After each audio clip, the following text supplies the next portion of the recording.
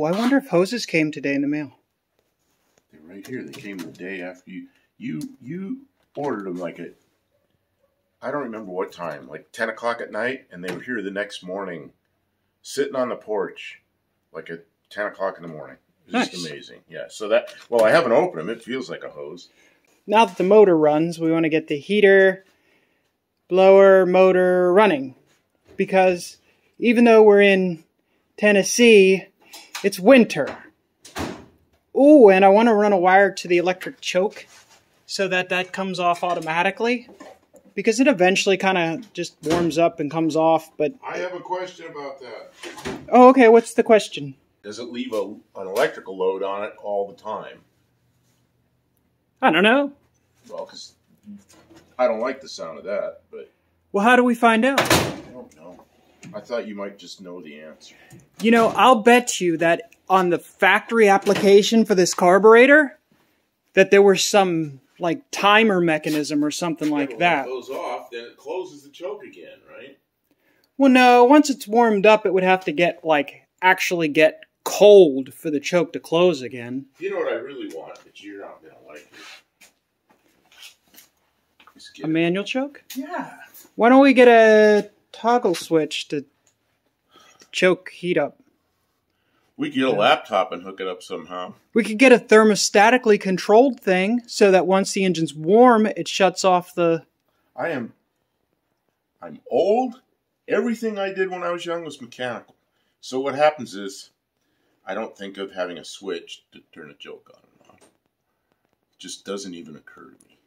The point about the choke is that we should come up with a solution that works reasonably well for us. I'm pretty sure somewhere over in the parts bin, I had purchased a choke cable. Did you know that and you just weren't sure if I wanted to use it, or were you not able to find it? I know it's here somewhere. I absolutely bought it.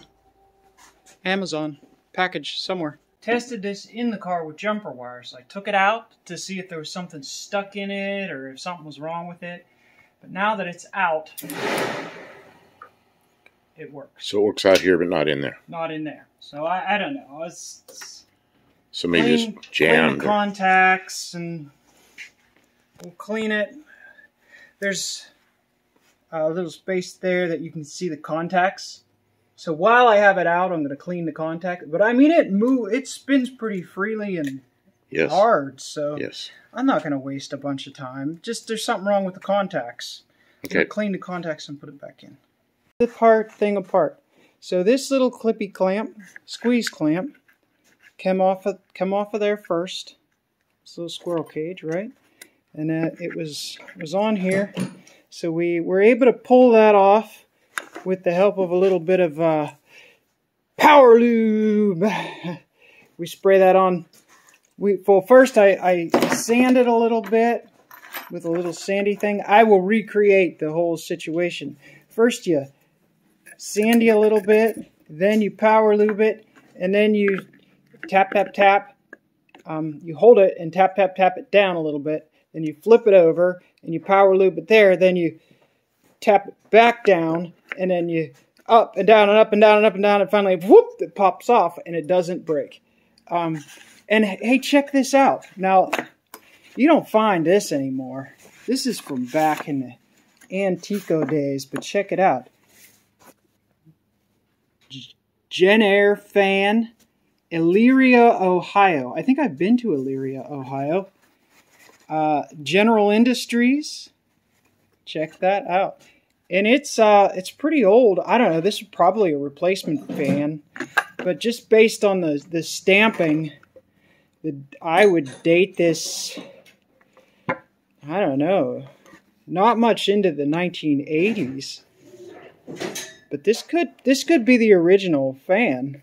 It's pretty old. Anyways, I'm gonna take these off, and then this housing should, with some massagery, come apart at that seam, and then I can clean the brushes and everything. Check to make sure, because these connections here, this looks a little bit dry rotted, and I'm wondering if one of these wires isn't broke like right inside the housing. But anyways, having a good heater motor is like super important. Defrosting, staying warm. So, I mean, we want it to work like new. We want it to be reliable. You know, this is going to be, we're getting close to like, we want it to be daily driver quality, don't we? Yes.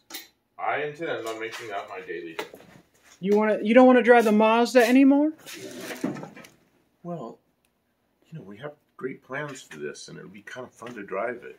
Get in a car that the windshield isn't way out here, and all these buzzers and lights and everything. It'll just be a car, the way cars are supposed to be. Well, there are some secret plans for this car that we're not going to talk about.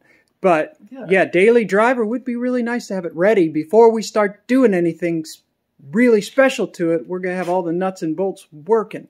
So, anyways, we'll be able to get heat. We'll get heat, no matter what. We got this. So let's get this fan going. Okay, I'm still cleaning up. Thank you for cleaning up. I am rebuilding the heater blower motor. Factory style heater blower motor for this 72 Plymouth Valiant. It doesn't even say made in USA. It just says Elyria, Ohio. Because it was assumed that US-made cars were made in the USA. So this is probably the original 72. This is pre-made in USA and just America. Alright, so I did a stupid. And I thought, well, while I have it out, I'll take it all apart. I'll clean the brushes and everything. And you know, mostly it was working out, okay. But this piece here, brush spring assembly hanger part. Anyways, I thought that it would come apart a different way than it did, so I pushed when I should have pulled, and it was brittle and it dissolved.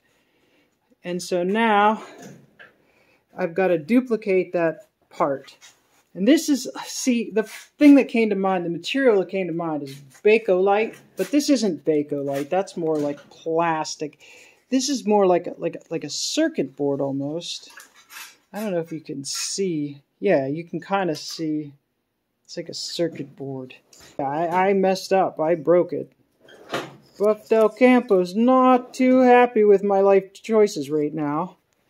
And so I better do something here. I gotta figure something out. I gotta make it, you know, I gotta come up with a way to fix this before I get in a lot of trouble.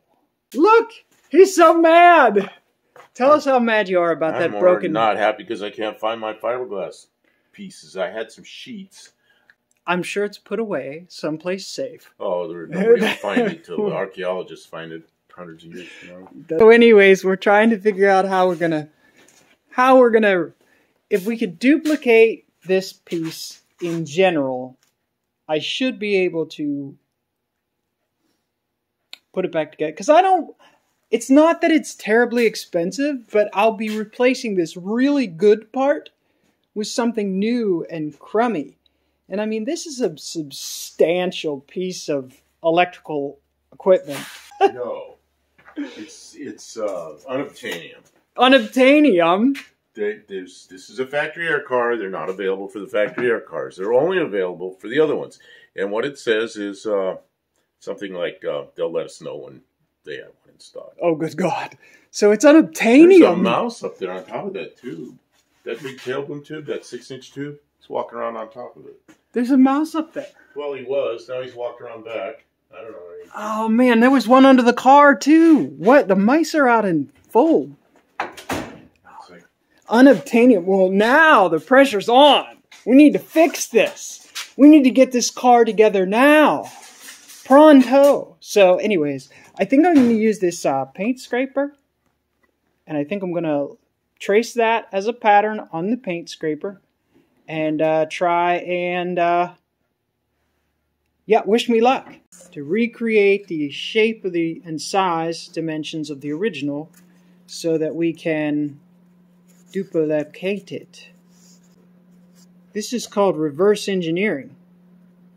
That's how it's done. Right to repair, damn it! Then we're going to use a marker, and we're going to trace it onto this thing. Got a marker? I need a fine tip Sharpie. I don't think we got any of them. Please don't ruin this. I'm only going to write on this nice white. Okay, as long as you don't white and greasy stuff. No, it's clean. This is actually one of those places where I won't ruin your Sharpie. I'm trying to clean up the mess, and I'm looking over here what you're working on. It's stuff I just put away. Like 5 minutes ago, I put some of that stuff away. I needed it. Can that be any thicker than that? The material could be thicker. It doesn't need to be exactly that thickness. Because I can't do it here because it's way too cold. But if I could take it to the house, I'll grab some of my fiberglass stuff, I'll bond it together, and then I'll put one layer of fiberglass on top and one layer on the bottom. And the stuff, I have some stuff that's really thin that way it'll be glued together, but it'll be sandwiched. I really think this will work. You're going to cut apart that scraper. Use that. I mean, they're like 98 cents, aren't they? Oh, yeah, I don't care about the scraper. I'm just concerned that the material is probably somewhat inferior. I mean, it's pretty good. Feel it. See, when I look at that, I see all this fiber in there, and I look at that, and I just see, I don't know what this stuff is. Yeah, it might work. I mean, what's the worst thing that can happen? It doesn't work. Yeah, try it. Sure. Yeah. My only concern is it might be a little too flexible. Oh. Because there's spring pressure on the brushes. Okay, this is what I was looking for. Kim found it. A lot of times I'll take a sheet of aluminum, brand new aluminum, wax it up really well, buff it off so it's nice and shiny, and then I'll just do a fiberglass layup with like 4, 5, 6 layers with an epoxy fiberglass and let it cure, and then pull it off. So that's why it's so smooth right there. I use the sheet metal for a mold, and then I use this to make stuff. And you can either cut it with a bandsaw, which I don't have here, or you can cut it with with snips or anything, and then sand it off, whatever you need. But this will be perfect for what you're doing. Okay. Well, it was sitting over by the microwave for some reason. Okay, I knew it was around here somewhere. I just didn't know where. Here, use this. Don't use that plastic stuff. Well, I already have my pattern now, at least. Yeah, but it's better to do it on a good piece of material. That won't break. That'll last. That won't break. You know, you have enough time to work on that. Well, this won't break. It's just a matter of okay. That's why I make that stuff, is to make little parts of it. All right, Buff Del Campo's mad because every time I try and do anything, I have to drag out every tool in the entire shop. But so I had to pull out the little cheapy-deepy hole saw set kit. So I got my marked and cut my saw hole, and then I got my tin snips and I snipped out around my pattern. So yeah, that's how you turn a paint scraper or a putty knife, a cheap putty knife into a replacement. Now I meant to drop that. Now, on the motor, to mount this, I'm slowly working this out. This plate, it mounts on these stands on the motor, here and here. So it has to go here. And then they bend these tabs to hold it down. And one of the things that created some inherent weakness in the original part is from the factory they just cut large notches in. So I'm going to drill holes, and that's going to leave strength around the outsides. So I'm going to put it down with the tabs bent, and then I'm going to straighten the tabs, and that's going to hold it down. And then I'll mount the brush holders to this, and that should be pretty strong. I think it's going to happen. Spend 10 hours of shop time to rebuild unobtainium. Hey, that's how it's done. Okay, so you see my marks. And I used a drill bit and a little bit of a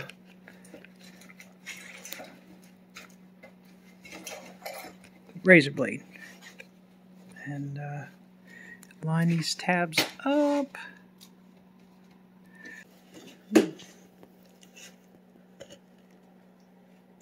Get that in there. Can I get that in there? I need a little screwdriver. Aha! That's the one I was looking for. Well, I didn't want to bang your knee.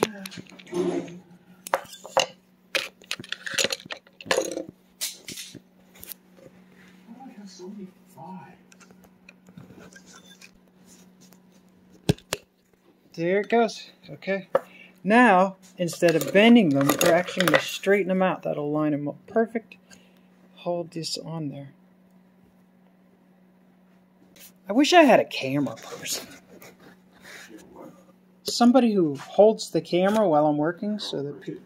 It's resting on the right place, right there, on the stand. See? It's down. So now what we do is we just straighten these tabs back out. And they will hold the nylon from coming up. A little bit right there. So you made a new part. Now we have a thing. As you can see, that's all this ever was. It was just a platform. Now it also has little holes in there for the brushes to ride on. So you don't have those holes yet. We haven't made those yet, but first we want to get this far. I think that might be a working solution. Okay. So I got to take these brass things that they go here. And oh, here. I see what the slots were for. Yeah, they have springs in them. So flip that over so you can see the tabs. Yeah, see those tabs. Oh, one of them broke. One of them broke. Okay. So I'm thinking about maybe drilling some holes and using zip ties to hold these down. Perhaps. Something like that. Or I might try and use the tabs, and where those don't work, then use zip ties. I don't know. Maybe both. Hit by the... Yeah. We got to figure out a way to get this part. We're doing pretty good. Okay. We drilled some holes, and bending these little tabs over was not like the most effective way to get these to stay in there, so I forced a zip tie around through there to hold them down as well. It's starting to look like a part, you know? So I'm going to reassemble it back into the motor, and then I might put another zip tie around it just to keep the flex out of it, but I think we're getting close. We are back, and we're doing good. I've got me zip tied and da-da-da, and I just need to, oh shoot. Okay, these are the springs for the brushes. They go in, and let's see. You push them all the way in, and then bend the tabs down.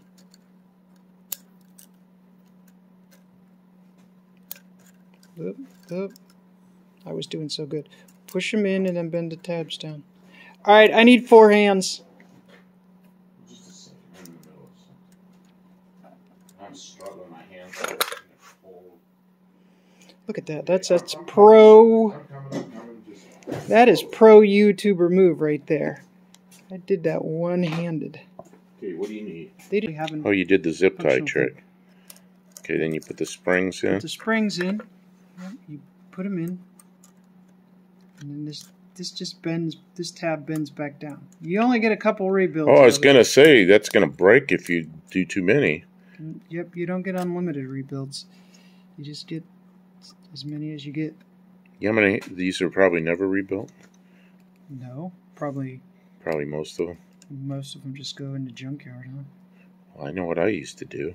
What's that? Buy a new one? Well, yeah, because it was a shop I had in the 70s and the 80s. You just buy another one.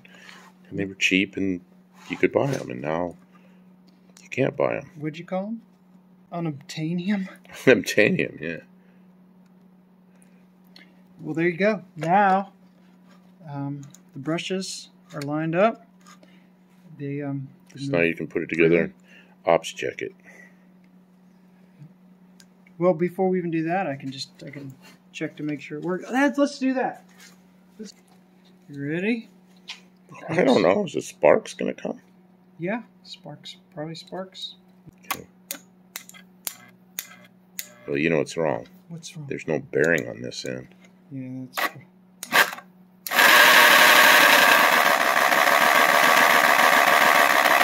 Okay, there's no bearing on this end. So yeah, it's rubbing in the... Yeah, it's terrible. This has to be lined up just perfect. Okay, so it works. We just got to put the rest of it back together. Yeah. So, but you fixed it with a spatula. with a putty knife. Did everybody see what you made this out of? You see this?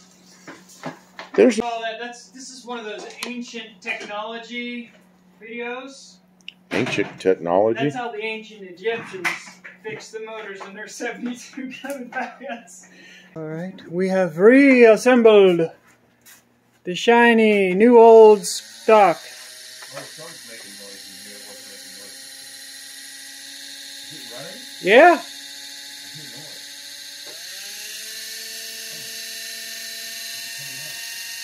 Oh, it's coming out the air conditioner. I do believe it is working. Oh, and you push it off and turn it off.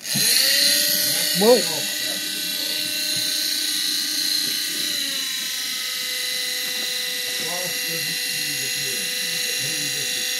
my God. One says defrost on the button. Yeah, but I mean, are they vacuum or are they? What do they do?